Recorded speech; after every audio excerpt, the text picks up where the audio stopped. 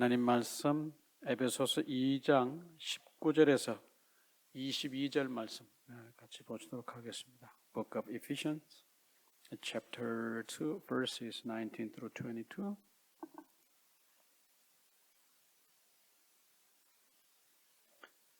뜻을 생각하시면서 같이 읽으시겠습니다. 시작. 그러므로 이제부터 너희는 외인도 아니요 나그네도 아니요 오직 성도들과 동일한 시민이요 하나님의 권속이라. 너희는 사도들과 선지자들의 터 위에 세우심을 입은 자라. 그리스도 예수께서 친히 모퉁이 돌이 되셨느니라. 그의 안에서 건물마다 서로 연결하여 주 안에서 성전이 되어가고 너희도 성령 안에서 하나님이 거하실 처소가 되기 위하여 그리스도 예수 안에서 함께 지어져 가느니라. 아멘. 오늘 말씀 19절 그 첫 번째 단어가 여러분 보시면은 그러므로라고 하는 그런 단어로 시작을 합니다. 우리나라 말은 이제 그러므로, 제가 가지고 있는 영어 번역 성경 중에 하나는 consequently, 결과적으로, 결과론적으로, thus 그리함으로 여러 가지로 번역할 수 있는 그런 단어이기도 합니다. 이 단어가 나왔다는 것은 앞에 어떤 사실이 전제되었다고 하는 것을 늘 이제 의미합니다. 앞에 무슨 내용이 있었느냐, 여러분 잘 아시는 대로 이 에베소서의 중요한 주제 중에 하나이기도 한 이방인 그리스도인들과 잘 아시는 대로 유대인 그리스도인들, 뭐 더 크게는 이방인과 유대인 두 부류의 큰 사람들이 하나님 안에서, 다른 말로 말하면 이제 예수 그리스도 안에서, 그리스도 안에서 하나가 됐다. 하나가 됐다. 그렇게 얘기를 합니다. One body, one community, 뭐 또 다른 말로 하면 one creation, 여러 가지로 이제 우리가 말씀이 등장하는 것을 봅니다. 이렇게 해서 이 둘을 한 몸으로 이렇게 사도 바울이 16절 말씀에서 그렇게 이제 설명을 했습니다. 그러니까 이제 이렇게 둘이 하나가 됐다. 둘이 하나가 됐는데 여기에 대해서 이제 더 구체적인 그런 설명을 덧붙이는 것입니다. 그러므로 너희가 둘이 하나가 되었으니, 그리고 18절 말씀에서 우리 둘이 한 성령 안에서 아버지께 나아감을 얻게 하려 하심이라. 여기서 우리 둘이라고 하는 것도 역시 이방인들과 유대인들이 이제 예수 그리스도 안에서 하나가 되어서 하나님께 나아감을 얻게 되었다. 그런 얘기입니다. 그러면서 19절에 가서 이제 에베소 교회 모든 성도들, 에베소 교회 성도들은 다 뭐였습니까? 유대인들이 바라볼 때는 이방인이었습니다. 젠타이어였습니다. 그러나 그들이 이제 예수 그리스도 안에서 하나님을 믿음으로 말미암아 그들의 어떤 뭐라 그럴까요? 정체성, 그들의 어떤 실제가 달라졌다는 것입니다. 어떻게 달라졌느냐? 19절 말씀은 이제 거기에 대한 설명입니다. 이제부터 너희는 외인도 아니요 나그네도 아니다. 외인도 아니고 나그네도 아니다. 이 말씀은 유대인들과 이방인들을 구별할 때, 유대인의 입장에서 봤을 때 이방인들은 늘 외인, 외국인이거든요. foreigners이고 늘 나그네였어요. 그들은 뭐라 그럴까요? 어디에 정해진 처소가 없이, 우리말로 하면 정처 없이 떠돌아다니는 나그네와 같은 그런 입장에 있었던 사람이다. 그렇게 얘기를 했습니다. 말 그대로 foreigners and alien. 여러분 뭐 잘 아시는 대로 alien은 특정한 국가의 적을 아직까지 취득하지 못한 상태에 있는 사람들, 그 alien입니다. 그런 사람들이었다. 그러나 이제 너희가 예수 그리스도 안에서 이제는 다른 사람들이 됐는데, 어떤 사람들이 됐나? 오직 성도들과 동일한 시민이요, fellow citizen이 됐고, 하나님의 권속이라. 여기서 하나님의 권속이라고 하는 것은 members of God's household, 하나님의 집의 가족들이 됐다. 이렇게 설명을 하고 있습니다. 사도 바울이 이 에베소 교회 성도들의 새로운 영적인 스테러스, New Spiritual Status를 성도들과 동일한 시민, 하나님의 권속, 우리나라 말로 이렇게 표현하고 있는 것을 봅니다. 에베소 교회 성도들이 예수님을 믿긴 믿었으나 그들 마음속에 아마 늘 이런 의식이 있었지 않을까 싶습니다. 유대인들과 비교했을 때 자기들은 뭐 유대인이 피가 흐르는 것도 아니고 아브라함을 자기들의 조상이라고 부를 수 있는 그런 입장도 아니었습니다. 유대인들이 뭐라고 했을 때 특히 성경과 관련해서 그들이 어떤 영적인 정체성과 관련해서 얘기할 때 그들은 늘 이방인이었어요. 어떻게 보면은 이제 사도 바울이 그 모든 것들이 다 해결됐다. 이제 하나님 안에서 예수 그리스도 안에서 너희는 이제 다 하나가 됐다. 이미 그 위에 부분에서 선언이 된 대로 동일한 시민이요 하나님의 권속이 됐다. 너희들의 새로운 정체성을 보라는 것입니다. 너희의 새로운 정체성이 뭐냐? 하나님의 성도들과 동일한 시민이고 하나님의 권속이 됐다. 하나님의 God's family의 패밀리 멤버가 됐다는 것입니다. 그러니까 이게 선언이 된 이상 이제 그들은 그들의 신앙의 정체성을 여기에 두고 이제 흔들리면 안 된다는 것입니다. 참 중요합니다. 그리고 20절에 넘어가서 보시면은 이제 여기에 대해서 이렇게 둘이 하나가 되어서 이제 어떻게 점차적으로 되어 가느냐. 너희는 사도들과 선지자의 터 위에 세우심을 입은 자라. 그리스도 예수께서 친히 모퉁이 돌이 되셨느니라. 21절에 그의 안에서 건물마다 서로 연결하여 주 안에서 뭐가 되어가냐면 성전이 되어간다 그랬습니다. 주 안에서 성전이 되어간다. 여기서 성전이라고 하는 것은 사도 바울이 예루살렘 성전, 제루살렘 템플을 염두에 두었을 것이다 그렇게 보고 여기에 성전이라고 하는 그리스 단어는 나우스라고 하는 말인데 예루살렘 성전 어떤 제루살렘 그 템플의 컴플렉스를 얘기하는 것이 아니라 예루살렘 성전 안에 있는 뭐라고 얘기해요? 영어로 말하면 생츄리를 말하는 것입니다. 우리가 얼빙 중앙 침례교회 얘기하지만 우리가 건물을 나누어 놨습니다. 우리는 여기 예배당, 뭐 전체를 예배당이라고 할 수도 있지만 우리가 예배를 드리는 곳, 그 장소, 생츄리. 그 다음에 저 밖에는 뭐라고요? 우리가 교제할 때 모이는 펠로십 홀 이런 식으로 이제 우리가 구분하는 것처럼 여러분 잘 아시는 대로 예루살렘 성전도 그렇게 구분이 되어 있어요. 제일 바깥에 이방인의 뜰, 유대인 여성들의 뜰, 유대인 남자들의 뜰, 그 다음에 제사장이 들어갈 수 있는 제사장의 뜰, 그 안에 들어가면은 뭐가 있어요? 이제 지성소가 있어서 옛날에 구약 성경에 우리가 보면 아시겠지만 1년에 몇 차례 제사장이 들어가서 그곳에서 이제 속죄를 하는 그런 이제 생초리가 있었습니다. Holy of Holies, 제일 지성소.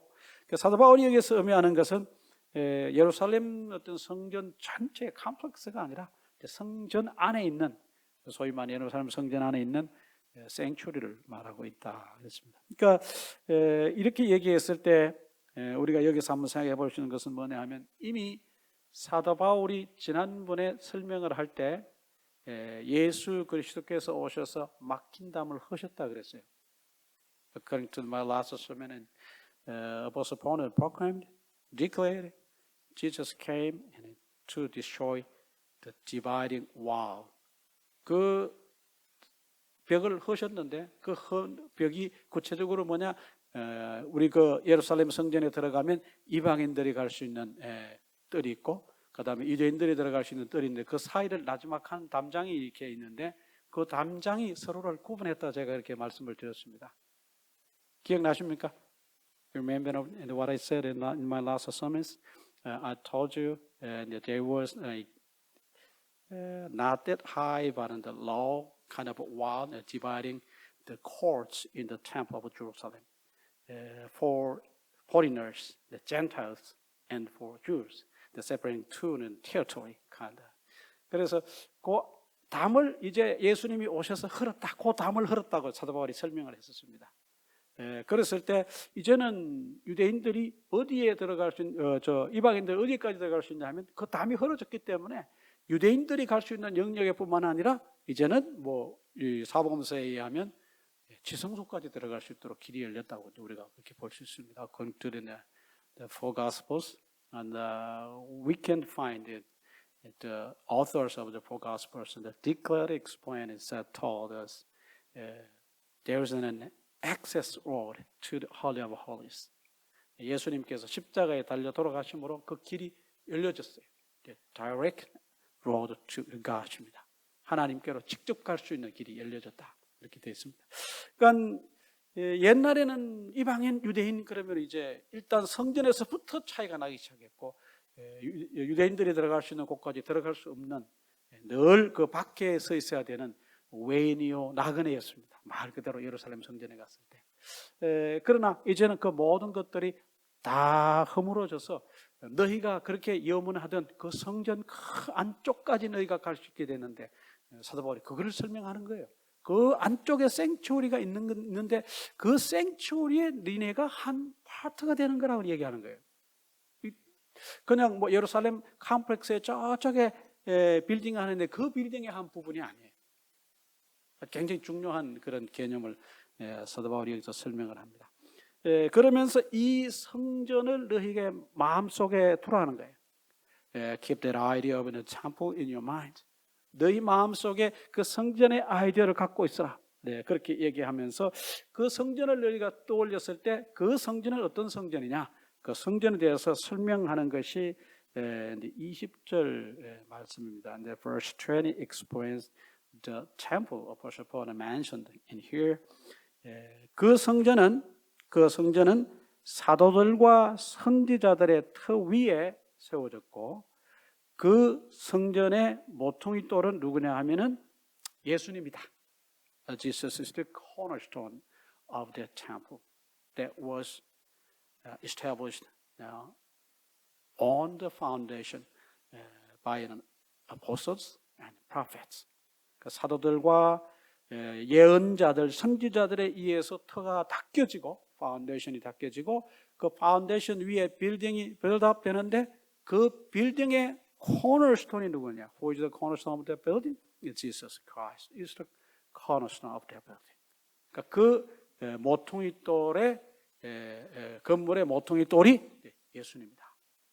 그러니까 사도 바울이 여기서 얘기하려고 하는 것은 뭘 얘기하려고 하냐면은, 너희들 한 사람 한 사람이 이제 예수님을 믿고 자기의 의도하는 바대로 성전으로, 이제 가상의 성전을 말하는 것입니다. 이 피지컬 빌딩을 말하는 것이 아니라 영적인 성전으로 지어져 가는데, 너희 한 사람 한 사람이 모여서 큰 성전으로 점점 커져 가는데, 그 성전의 가장 중요하신 분이 누구냐 하면 예수님이다, 그 얘기예요. 그러니까 예수님이 그 성전의 중심이시다. Jesus is the cornerstone and the center of that holy temple. 그러니까 예수 그리스도가 없는 성전은 뭐 있을 수가 없는 거예요, 사도 바울이 바라볼 때. 예수 그리스도께서 이제 앞으로 너희 한 사람 한 사람이 예수 닮아가고, 너희가 그 닮아가는 모든 과정을 통해서 하나의 거대한 성전이 지어져 가는 거나 마찬가지인데, 그 거대한 성전의 모퉁이 돌이 누구냐? 예수님이다. 예수님을 중심으로 그 거대한 홀리 템플이 지어져 가는 것이다. 그러니까 여기서 얻어가려고 하는 것은 그것입니다. 교회의 가장 중요하신 분은 누구시다? 예수님이라고 하는 교회론입니다. 어떻게 보면은 교회론이에요. 그 교회의 가장 중요한 분은 누구냐? 예수님이고, 모든 교회는 예수님을 중심으로 그렇게 세워져 가야 된다고 하는 것을 에베소 교회 성도들에게 가르치는 거예요. 근데 에베소 교회 성도들이 이런 얘기를 들었을 때 이해가, 저는 잘 개인적으로 봤을 때 잘 갔다고 그렇게 봅니다. 이해를 잘 했으리라고 봅니다. 왜냐하면 그들이 살던 그 시대에 곳곳에 성전들이 있었거든요. 사실 신전들이 있었죠. 신전. 성전이 아니라 뭐 그것도 다 영어로는 템플이라고 얘기합니다만은, 그 신전들이 세워져 가는 과정들을 그들은 많이 지켜봤을 것입니다. 그러니까 신전을 지을 때 어떻게 짓는가를 그들은 보았을까요?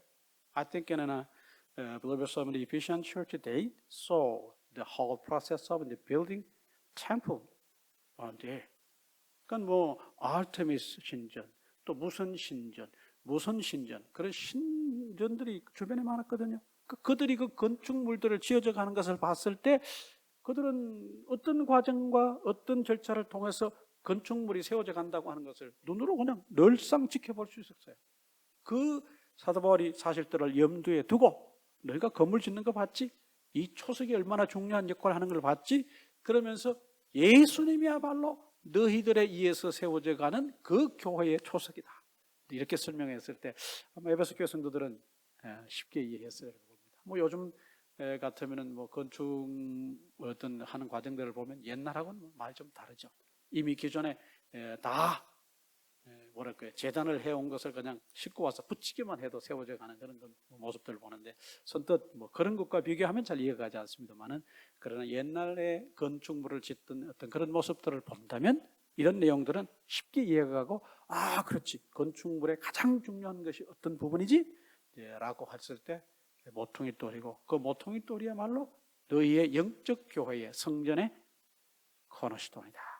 어떤 신학자들은 여기에서 이 단어를, 모퉁이 돌이라고 하는 단어를 코너스톤이 아니라 캡스톤이라고 하는 말로도 번역을 한다고 하는 책을 제가 봤어요. 그 신학자들은 왜 예수님을 캡스톤이라 그러냐?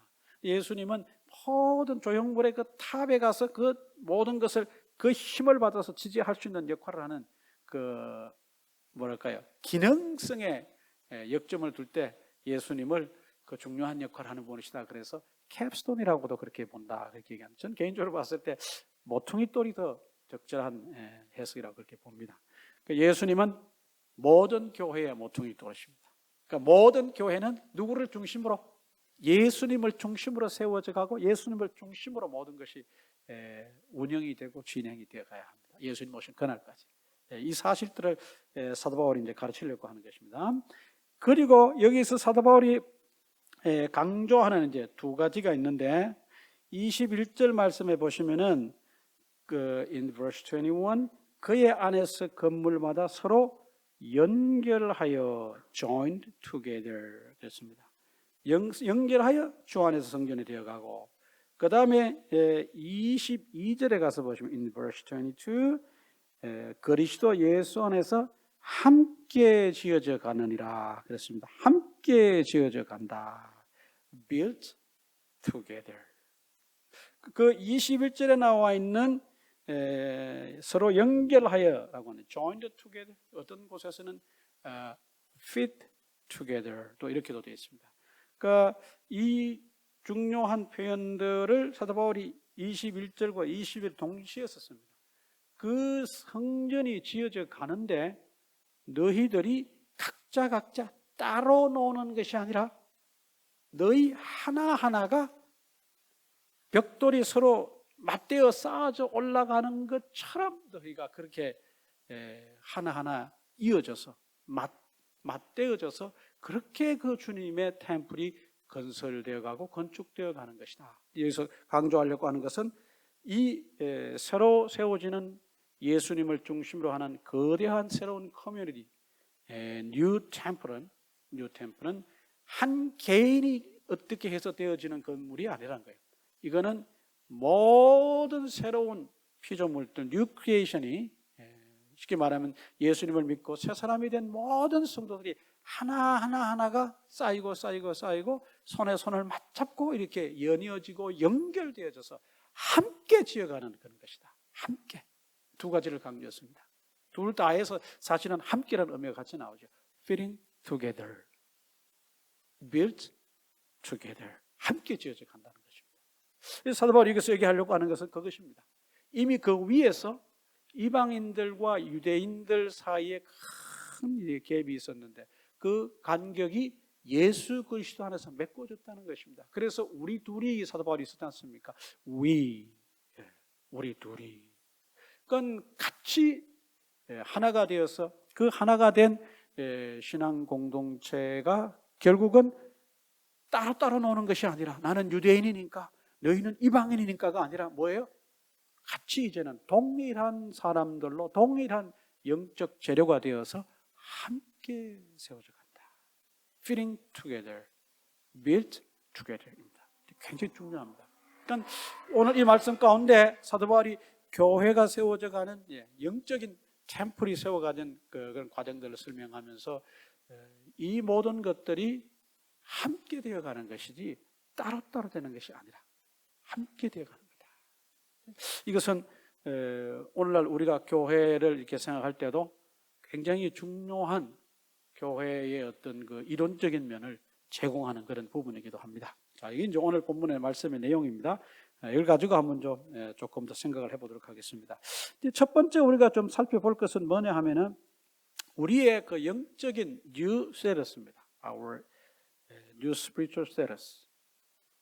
우리는 영적으로 새로운 사람들이 되었고 새로운 영적 정체성이 우리에게 부여되어 있는데 그것은 뭐냐 하면 성도들과 동일한 시민이요 하나님의 권속이라는 걸 생각입니다. 그러니까 사도 바울이 하나님의 말씀을 설명하고 성도들에게 복음을 전할 때 자주 사용하는 메타포, 비유가 있어요. 그 비유 중에 여러분 잘 아시는 대로 군대에 대한 거, 밀리터리에 대한 컨셉트 뭐 아실 것입니다. 그 다음에 스포츠에 대한 얘기를 그가 가끔 얘기를 합니다. 또 하나 그가 자주 쓰는 것 중에 하나는 뭐냐면 architecture, 건축에 대한 얘기를 그가 자주 합니다.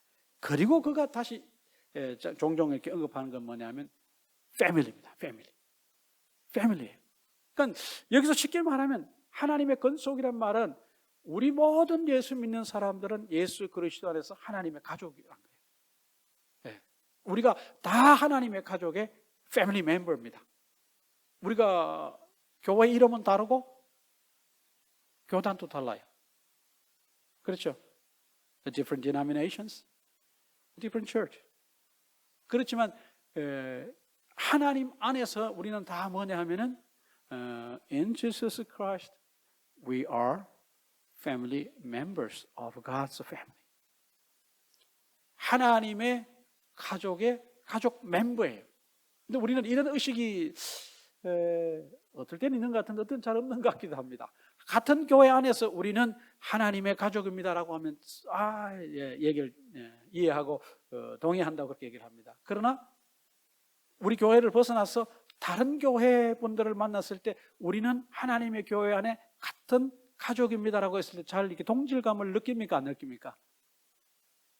우리가 말은 안 하지만 약간의 뭐가 있어요? 이질감이 있어요. 그렇죠? 우리는 같은 교회 안에 있을 때 우리는 굉장히 가족 같다는 그런 생각을 합니다. We have kind of the feelings. We are family members in same church. 그렇죠? 그런데 다른 교회 사람들과는 조금 좀 뭐라 그럴까요? 서먹서먹함도 있고 어떤 그런 생각들이 있어요.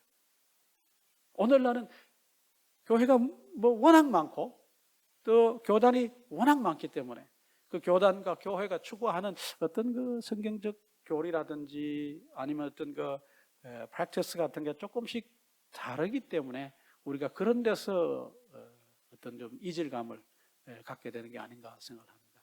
그러나 성경은 우리에게 분명히 얘기를 합니다. 교단 다르고 교회 달라도 우리는 뭐라고요? 하나님 안에서 하나님의 가족이다. 하나님의 가족이다. 참 이거를 우리 마음속에 확실하게 갖고 산다는 것이 중요한데 이게 잘 됩니까? 안 됩니까? 잘 안 돼요. 우리가 어떤 교회에 큰 어려움이 있다. 무슨 지난번에 날씨가 추웠을 때 A 교회가 날씨가 추워서 어떤 어려움들을 겪고 있다. 동파되고 해서 재정적으로 수리할 그런 비용도 필요한데 그래서 그 이야기 들었을 때 우리가 참 안타깝다. 우리가 뭔가를 그 교회를 위해서 해줄 수 있으면 좋겠는데 이런 생각을 갖기보다는 뭔 생각을 하냐면 다행이다. 우리 교회는 그때 아무 일이 없었어. 이런 생각을 하게 되죠. 그렇습니까? 안 그렇습니까? 이런 현실적인 면에서 우리가 성경이 가르치고 있는 우리는 하나님 가족의 같은 패밀리 멤버입니다라고 하는 생각, 그 굉장히 도전적인 거예요. 한번 여러분 잘 한번 생각해 보시기 바랍니다. 이런 문제. 이거 어떻게 생각하면 우리가 실제적 신앙생활과는 조금 거리가 있다고 생각을 하나 성경에서 말씀하고 있는 에베소서가 강조하고 있는 것이 뭐냐 하면 원 유니티예요. 그 원 유니티가 뭐냐? 예수님 다시 오실 때 이 하늘에 있는 것들과 땅에 있는 모든 것들이 예수 그리스도 안에서 뭐 되는 거? 하나 되는 거거든요. When Jesus comes again, all things in heaven, all things on earth will become one 된다. 하나가 된다. 그게 통일이거든요. 말 그대로. 그러니까 그런 사상을 이 에베소서의 내용이 우리에게 가르치고 있거든요. 그러니까 그거를 우리가 깊이 마음에 새기고 이것이 에베소서의 아주 중요한 주제 중에 하나라고 하는 것을 염두에 두고 오늘 말씀을 보고 우리가 교회는 다르고 교단은 달라도 우리는 다 하나님 안에서 한 가족이라고 하는 이 가장 기본적이고 기초적인 이런 사상과 신앙적 생각을 안 갖고 있으면 우리끼리도 하나가 안 되는데 어떻게 하늘에 있는 것과 땅에 있는 것들이 하나가 되겠어요? 그 어려운 얘기거든요. 그러니까 한번 이런 부분에 대해서 우리가 신앙생활을 한다고 하는 것을 다시 더 깊이 생각해 볼 필요가 있습니다. 신앙생활을 하는 것은 그냥 교회만 왔다 갔다 하고 내가 기도 많이 하고 뭐 그런 것만이 아닙니다. 성경이 우리에게 가르치는 신앙생활은 굉장히 폭이 넓고 굉장히 깊이가 깊습니다. 우리가 하나님의 가족의 패밀리 멤버다. 그럼 여러분 잘 생각해 보시길 바랍니다. 또 하나 이제 오늘 여기서 중요한 것은 아까도 뭐 제가 이미 누누이 강조를 했기 때문에 잘 아시리라 생각합니다만은 교회는 보통의 뜰 대신 예수님 중심으로 그렇게 세워져 가는 것입니다. 그런데 오늘날 우리가 말은 이렇게 하지만 뭐 그런 어떤 시행착오적인 그런 과정들을 우리가 많이 봅니다. 교회가 개척이 되고 이제 시간이 흘러갈수록 그 교회가 소위 말하는 뭐랄까요, 숫자적인 성장이 있을수록 그 교회의 어떤 그 중심이 되는 중심이 예수 그리스도에서 자꾸 사람들로 이게 중심이 이동하는 그런 모습을 봅니다. 교회에 공로가 있는, 교회에서 어떤 영향력을 행사하는 인플루언서, 이런 사람들이 교회의 중심이 되려고 하는 경향이 있어요, 없어요? 솔직히 있어요. 어떤 교회는 강력한 어떤 우리가 흔히 하는 말로 카리스마를 지닌 목회자가 그 교회의 중심이 되는 것을 봅니다. Sometimes we see the church pastor who has a strong charisma becomes the center of the church. 이렇게 되면 되는 거예요? 맞는 거예요? 틀린 거예요? 엄밀하게 얘기하면 교회가 함께 성장하기 위해서 목회자가 어떤 리더십을 발휘할 수는 있지만 그 리더십을 발휘하는 목회자가 예수님을 넘어서서 교회의 중심이 될 수는 없어요. 또 교회에 어떤 분들 보면 굉장히 영향력 있고 말도 잘하고 굉장한 어떤 리더십을 발휘하는 목회자 이외에 또 어떤 분들도 많이 있어요. 근데 그런 분들이 때로 교회에 이렇게 중심이 되어 가려고 하는 그런 경향이 있어요. 제가 굉장히 이렇게 탐탁지 않게 생각하는 그런 표현이 하나가 있는데 뭐냐면 주동집사라는 표현입니다. 무슨 집사? 한번 해보세요. 무슨 집사? 주동집사. 그 단어에 담긴 의미는 참 좋아요. 교회에서 아주 열심히 섬기고 충성하고 정말 어떤 주인의식을 가지고 교회를 섬기고 성도를 섬기는 사람이라는 뜻에서 주동집사.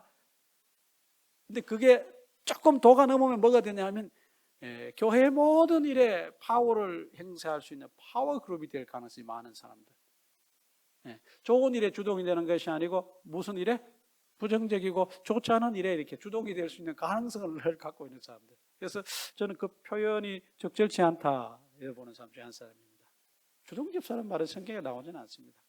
그냥 우리가 어떤 그 목회 현장에서 우리가 교회를 섬기는 과정 속에 그런 분들이 적극적이고 아주 헌신을 많이 하는 사람들이 있으니까 교회가 성장하는데 참 큰 밑거름이 된다는 뜻에서 그런 표현을 쓰긴 합니다. 그러나 그렇게 도가 넘었을 때 이런 말들은 적절치 않습니다. 그 주동은 다른 말로 말하면은 누가 주동이시냐 하면 예수님이 주동이신 거예요. 그렇죠? 예수님이 교회의 주동이에요. 예수님이 교회의 코너스톤이고 캡스톤이고 예수님이 교회의 머리십니다. Jesus is the head of the church. Jesus is the cornerstone and capstone of church. 여기에서 개념이 바뀌고 예수님이 자리에 가셔야 되는 모퉁이돌과 캡스톤 중심에 사람이 그 자리에 들어가는 순간 그것은 누구의 교회냐면 주님의 교회가 아니고 사람의 교회로 바뀌는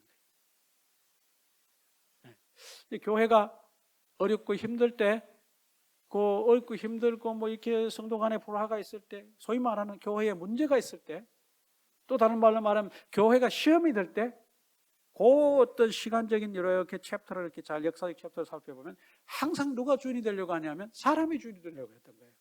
우리 교회도 마찬가지예요. 우리 교회도 그런 소위 말하는 dark history를 가지고 있습니다. Our church had a dark history. 그 dark history는 뭐냐? 우리가 교회의 주인이 되려고 했던 거예요. We tried to be the owner of the church. We tried to be the head of the church. We tried to be cornerstone of the church. captain of the church. 그때 교회는 걷잡을 수 없는 어려움 속으로 불화로 그렇게 어려웠습니다. 이것은 제가 무슨 이론을 얘기하는 것이 아닙니다. I'm not telling the theory. I'm confessing my experience. 제 경험을 얘기하는 거예요. 여러분 잘 생각해 보십시오. 사람이 유능해서 뭔가를 공동체를 리드하고 이끌어 나갈 수 있다고 생각합니다. 뭐 큰 컴퍼니들 보십시오. 유능한 인재들이 그렇게 하지 않습니까? 그러나 교회는 컴퍼니는 아니에요. 교회는 주님이 머리가 되시고 주님이 모퉁이 돌이 되시고 주님이 캡스톤이 되시는 그런 신앙적 스피리추얼 커뮤니티예요. 말 그대로 에클레시아입니다. 이 에클레시아의 주인은 머리는 누구시냐? 예수 그리스도다. 이게 변질되고 이게 바뀌는 순간 그것은 더 이상 주님의 교회가 아니다. 예수님께서 마태복음에서 바요나 시모나 내가 복되도다. 내가 그 반석 위에 내 교회를 세우리니 I will build my own church on that rock. 내가 그 반석 위에 내 교회를 세우리니. 이건 주님의 교회. 여러분 이 부분을 잘 기억하시길 바랍니다. 마지막으로 살펴볼 것은 뭐냐면 이런 주님의 교회가 현대론적으로 볼 때 교회가 세워지는 모든 과정들을 함께라고 하는 것입니다. 함께. 오늘날 우리가 살아가면서 뭐라 그럴까요? 함께라고 하는 어떤 그런 개념이 자꾸 이렇게 좀 약화된다라고 하는 그런 생각이 듭니다. 물질 문명이 발전하고 어떤 그 이기주의적인 그런 모습들이 아주 뭐 판을 치는 이 세상에 함께라고 하는 것을 찾아보기가 참 어려운 시대가 됐습니다. 우리가 함께 상생이란 말 잘 치 않습니까? 서로 상자, 날 상자, 함께 산다. 공생, 상생. 우리가 함께 산다고 하는 것을 이 사회 자체가 가르치긴 가르치지만은 현실적으로 우리가 실천은 잘 못하는 그런 사회적 풍조 모습을 봅니다. 누구만 살면 된다고요? 나만 살면 된다. 나만 잘 되면 된다. 이런 이기적 요소와 이기주의적 요소가 사회도 있지만은 사실은 교회 안에도 들어와 있어요, 없어요? 들어와 있어요. 나만 신앙생활 열심히 잘하면 된다라고 하는 생각을 많이들 갖고 있어요, 의외로. 나만 잘하면 된다. 나만 잘 살면 되고 나만 신앙생활 잘하면 된다. 다른 사람들은 I don't care. My neighbors. I don't care other people.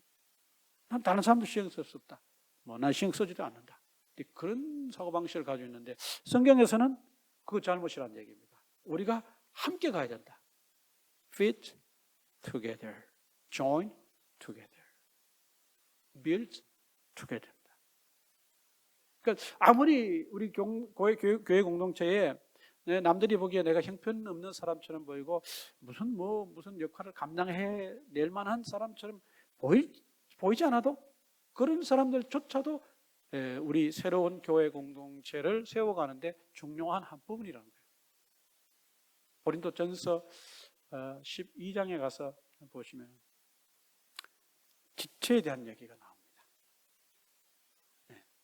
거기에 보시면은 사도 바울이 고린도 교회 성도들을 향해서 아주 중요한 얘기를 했습니다. 사도 바울이 왜 그런 얘기를 했냐면 고린도 교회가 영적인 은사가 풍성했던 교회예요. 그 교회가 이름은 교회인데 고린도 교회인데 안에 그 교회를 구성하고 있는 사람들은 각자 자기가 잘났다고 그냥 이렇게 fit together가 아니고 build together가 아니고 뭐예요? 따로따로 해요. 따로따로.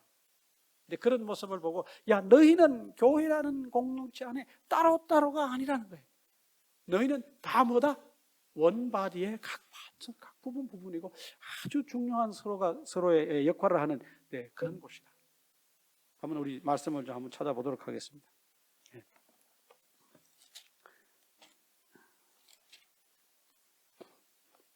고린도전서 12장 물론 이거 다 읽으면 좋겠습니다만은 어디가 쓰냐면 12장 12절부터 참 아주 다 읽으면 좋긴 좋겠습니다만은 27절까지만 보겠습니다. The First Corinthians chapter 12, verses 12 through 27.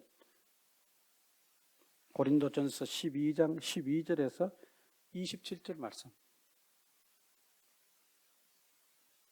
다 한번 찾아서 보시도록 하겠습니다.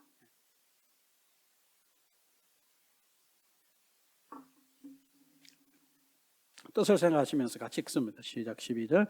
몸은 하나인데 많은 지체가 있고 몸의 지체가 많으나 한 몸인과 같이 그리스도도 그러하니라. 우리가 유대인이나 헬라인이나 종이나 자유인이나 다 한 성령으로 침례를 받아 한 몸이 되었고 또 다 한 성령을 마시게 하셨느니라.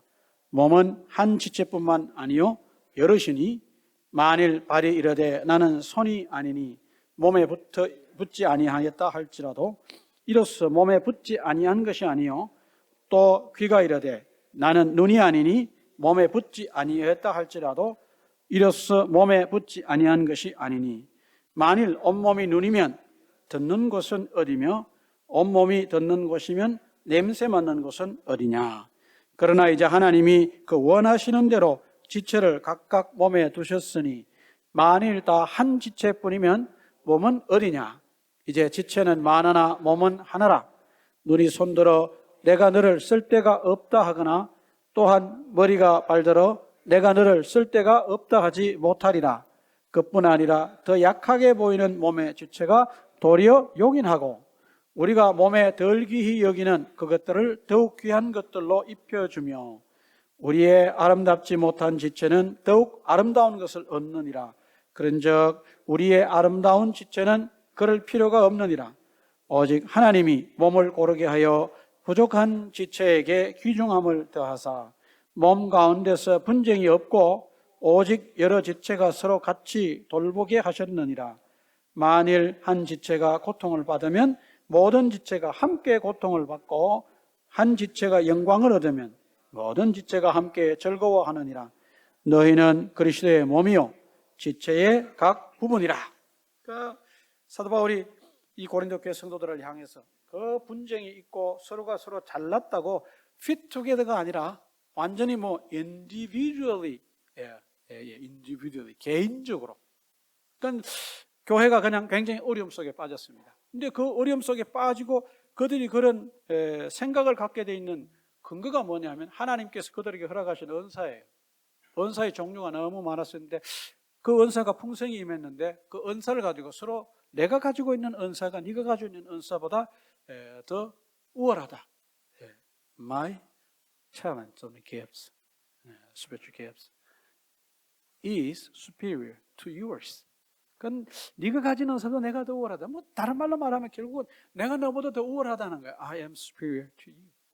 그러다 보니까 결국은 교회가 이름은 교회인데 안에가 하나가 되지 않았습니다. fit together 되지 않았어요. They were not fit together. They were not built together. 그래서 사도 바울이 설명을 하는 것입니다. 우리 모든 사람은 다 지체고 때로 어떤 지체가 더 약해 보이기도 하고 또 볼품이 없어 보이기도 하는데 결국은 한 몸에 붙은 다 같은 지체다. 여기 고린도전서 12장에서 말씀하고 있는 내용이나 사도 바울이 에베소서 오늘 본문 2장 21절 22절에서 말씀하고 있는 건 전혀 똑같은 거예요. 맥락을 같이 합니다. 교회라고 하는 것을 전제했을 때 예수 그리스도를 중심으로 하나하나 다 같이 지어져 가는 것이다. 함께 지어가는 것이고 연결되어지는 것이고 함께 지어져 가는 것이다. 아주 중요합니다. 우리가 신앙생활할 때 내 옆에 뒤에 앞에 앉아서 같이 예배를 드리고 신앙생활을 같이 하는 사람들이 다 소중하고 주의 몸된 교회에 똑같은 지체라고 하는 의식이 명확하게 있어야 됩니다. 저분은 교회 나온 지도 얼마 안 됐는데 이렇게 생각하시면 안 됩니다. 저분은 기도를 엄청나게 많이 하시므로 우리하고는 좀 다른 분일 거다. 다른 면을 있을 수 있으나 주님 안에서는 같은 사람들. 사도 바울이 이 에베소 교회 성도를 향해서 아주 중요한 얘기를 했습니다. 우리가 함께 지어져 간다. 함께 지어져 가는 그 대상에는 이방인이어서 한때는 참 축복권 밖에 있었다고 생각했던 그들, 그러나 이제는 그 안에 들어와서 이제 예수 그리스도 안에서 함께 지어져가는 사람들이다. 이런 동료의식, 지체의식을 우리가 좀 철저하게 가지고 있어야 되지 않겠나 그런 생각을 합니다. 우리가 자주 만나지는 못하지만 뭐 바쁜 생활 속에 서로 컨택하고 서로 안부는 자주 못할지라도 우리의 마음속에 근본 속에는 무슨 생각을 가지고 있어야 되냐면 우리 모든 사람이 주님 안에서 다 뭐다? 한 교회를 형성하는, 세워가는 지체들이다. 여러분들이 이런 사상을 마음속에 깊이 가지고 있으셔야 됩니다. 그래야 그게 정상적인 신앙생활을 하는 것입니다. 그게 특별하고 대단하고 특이한 것이 아닙니다. 그게 normal입니다. There is normal. 잘 기억하시기 바랍니다. 오늘 이렇게 우리가 세 가지 오늘 본문을 근거로 해서 함께 살펴보았습니다. 잘 기억하시기 바랍니다. 기도하겠습니다. 하나님 아버지, 오늘도 귀한 말씀을 통해서 우리가 이 세 가지 더 살펴보았습니다. 우리의 새로워진 영적 정체성, our new spiritual status. 우리는 정말 이제는 동일한 시민이요 하나님의 권속이다.